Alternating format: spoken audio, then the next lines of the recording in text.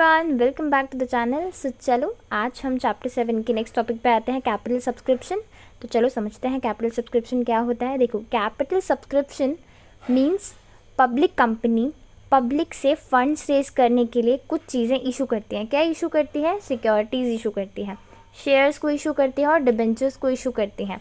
Means company को कुछ funds की रिक्वायरमेंट है, जिसकी वजह से कंपनी क्या करती है? शेयर्स को इशू करती है, डिबेंचर्स को इशू करती है। अब उसके साथ साथ अब कंपनी सबसे पहले क्या करेगी? प्रोस्पेक्टस इशू करेगी। प्रोस्पेक्टस क्या होता है? प्रोस्पेक्टस कंपनी का एक डॉक्यूमेंट होता है जिसको हम इनविटेशन कह सकते हैं, ठीक है, जिसको हम इनविटेशन कह सकते हैं। अब इसमें क्या होता है? जिसमें कंपनी पब्लिक को कहती है कि आओ आओ हमारी कंपनी के शेयर सिक्योरिटीज़ लेके जाओ, ठीक है। तो मीन्स पब्लिक ऑफर दे रही है कंपनी, किसको? इन्वेस्टर्स को, हम सभी को, कि आओ हमारी कंपनी के शेयर्स लो। तो अब पब्लिक से फंड रेज करने के लिए कुछ इंपॉर्टेंट स्टेप्स को फॉलो करना पड़ता है कंपनी को, ठीक है। नेक्स्ट में समझते हैं। नाउ अब कुछ स्टेप्स इन्वॉल्व्ड हैं कैपिटल सब्सक्रिप्शन के अंदर जो आपको फॉलो करना पड़ता है। देखो, कंपनी को फंड्स की रिक्वायरमेंट है और कंपनी चाहती है कि इशू करे शेयर्स को, डिबेंचर्स को। तो उसके लिए उसे क्या करना पड़ेगा? सबसे पहले सेबी का अप्रूवल लेना पड़ेगा। सेबी की फुल फॉर्म क्या है? Securities exchange board of India, ठीक है। तो सेबी क्या है? एक अथॉरिटी है, एक रेगुलेटरी अथॉरिटी है सिक्योरिटीज मार्केट इन इंडिया, ठीक है। इसका पर्पस क्या होता है? इसका पर्पस है इन्वेस्टर्स के इंटरेस्ट को प्रोटेक्ट करना, इसलिए सेबी का प्रियोर अप्रूवल ज़रूरी होता है। सबसे पहले आप सेबी का अप्रूवल लोगे। तो सेबी क्या करता है? कुछ गाइडलाइंस इशू करता है। किसको? कंपनी को सेबी गाइडलाइंस इशू करता है और कुछ उन गाइडलाइंस को फॉलो करने के लिए कहता है। सारी इंपॉर्टेंट इन्फॉर्मेशन डिस्क्लोज करने को कहता है। कोई भी मटेरियल फैक्ट छुपा होना नहीं चाहिए, कोई भी फैक्ट आप छुपा के नहीं रखोगे। कंपनी को सारी इंफॉर्मेशन कंपनी के बारे में डिस्क्लोज करनी पड़ती है, ठीक है। Make full and fair disclosure of relevant information not concern any material fact from investors, ताकि जो सेबी है ट्रांसपेरेंटली इन्वेस्टर्स के जो इंटरेस्ट को प्रोटेक्ट कर सके, ठीक है। इसमें सिर्फ इतना ही है। नेक्स्ट पे आते हैं। नाउ नेक्स्ट हमारा आता है फाइलिंग ऑफ प्रोस्पेक्टस। अब इसमें क्या होता है? After obtaining SEBI approval the company must file copy of the prospectus statement in लिeu of prospectus with the registrar of the company. अब कंपनी क्या कर रही है? आरओसी को फाइल करेगी प्रोस्पेक्टस को। अब प्रोस्पेक्टस क्या होता है? ये इन्विटेशन होता है, आप सभी को पता है। कोई भी डॉक्यूमेंट, नोटिस, एडवर्टाइजमेंट जो पब्लिक को शेयर्स, डिबेंचर या डिपॉजिट के लिए इन्वाइट करती है, ठीक है, उसको हम प्रोस्पेक्टस बोलते हैं, ठीक है।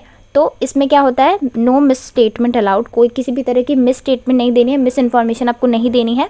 कंपनी को all material information fully disclose होनी चाहिए, सब कुछ फुल्ली डिस्क्लोज होना चाहिए, ठीक है। Interest, public subscriber shares, debenture, invite, deposit, these must be no miss statement, miss significant information fully disclose होना चाहिए, ठीक है। ये आपको याद रहेगा, ठीक है। नेक्स्ट पे आते हैं। अब आता है थर्ड पॉइंट है appointment of bankers, brokers and underwriters. देखो, ये जो शेयर्स इशू करना होता है ना, जो पब्लिक इशू होता है ना, वो बहुत बड़ा प्रोसेस है, ठीक है। कंपनी ना अब हेल्प के लिए कुछ लोगों को अपॉइंट करती है, जैसे कि बैंकर्स को, ब्रोकर्स को एंड अंडरराइटर्स को। सबसे पहले हम समझते हैं बैंकर्स को क्यों अपॉइंट करती है। बैंकर्स क्या करते हैं? जो भी एप्लीकेशंस आती हैं, एप्लीकेशन मनी आती है कंपनी के पास, आपने अकाउंट्स में पढ़ा होगा, है ना, कि एप्लीकेशंस मनी आती है, ठीक है। तो एप्लीकेशन मनी रिसीव होती है जो भी, वो किसके पास जाती है? बैंकर्स के पास जाती है, ठीक है। और जो ब्रोकर्स होते हैं वो क्या करते हैं? Distribute application forms and encourage investor to apply for shares. ये क्या करते हैं? शेयर सेल करने में हेल्प करते हैं। किसको? कंपनी को, ताकि कंपनी के सारे शेयर सेल हो जाए, बिक जाए, ठीक है। अब अंडरराइटर क्या करता है? देखो, ये बहुत इंपॉर्टेंट है।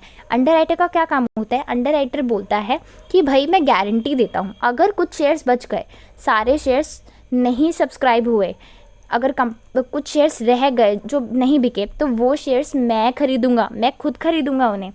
तो उसके बदले में जो अंडरराइटर होता है वो कुछ कमीशन भी चार्ज करता है। किससे? कंपनी से।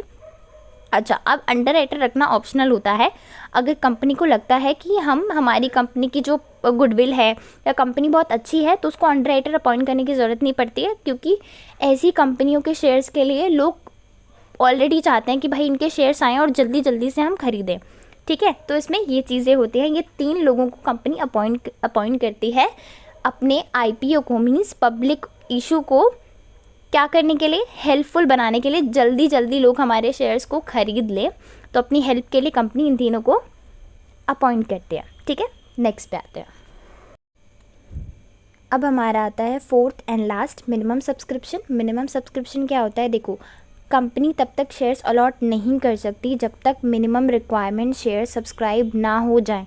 मिनिमम रिक्वायरमेंट कितनी है, 90%। 90% इशू जो आपने शेयर्स किए हैं वो बिक जाने चाहिए। अगर वो नहीं बिके तो कंपनी का जो पब्लिक इशू है वो फेल हो जाएगा। इन्वेस्टर्स की जितनी भी मनी है वो सब रिफ़ंड करनी पड़ेगी और आप किसी भी तरह का कोई भी शेयर अलॉट नहीं कर सकते इन्वेस्टर को।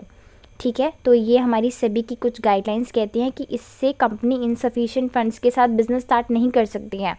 ठीक है, तो सेबी गाइडलाइंस के अकॉर्डिंग मिनिमम सब्सक्रिप्शन कितना रखा गया है, 90% ऑफ इशू। ठीक है, तो इस टॉपिक में सिर्फ इतना ही था। मिलते हैं नेक्स्ट टॉपिक के साथ, तब तक के लिए राधे राधे। और आपको मेरी वीडियो अच्छी लगी हो तो प्लीज़ चैनल को सब्सक्राइब कर देना, कमेंट करके ज़रूर बताना वीडियो कैसी लगी। तब तक के लिए राधे राधे।